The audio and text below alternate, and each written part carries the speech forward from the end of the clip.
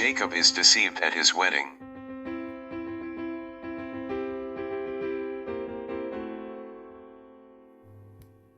Jacob was fleeing from his brother Esau and on his way to stay with his mother's brother, Laban, in Haran. He was also hoping to find a wife. At Bethel, God told him in a dream that he was with him, and everyone would be blessed through him and his descendants. As Jacob came close to Haran, he saw a well covered by a large stone and 3 flocks of sheep grazing nearby. Jacob asked the shepherds, "Where are you from?" "We're from Haran," they replied. "Do you know Laban?" Jacob inquired. "Yes, and he is well," they answered. "Here comes his daughter Rachel with his sheep."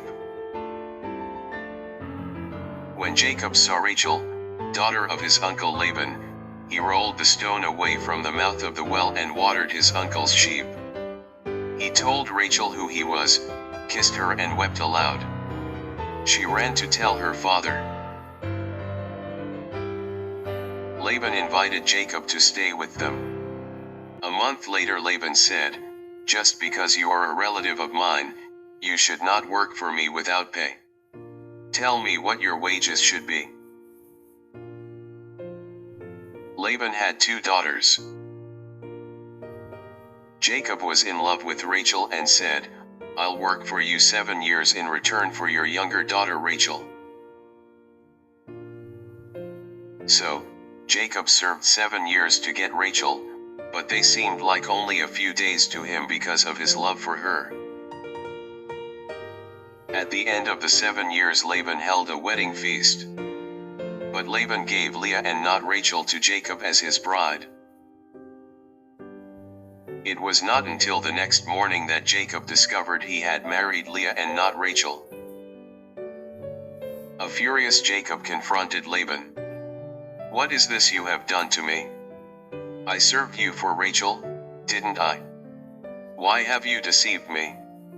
It is not our custom here to give the younger daughter in marriage before the elder one," Laban explained.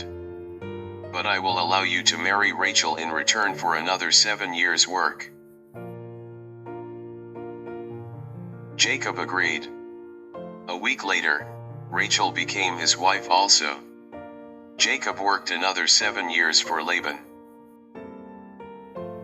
When the Lord saw Leah was not loved by Jacob, he gave her 4 boys, Reuben, Simeon, Levi, and Judah. Rachel, however, remained childless.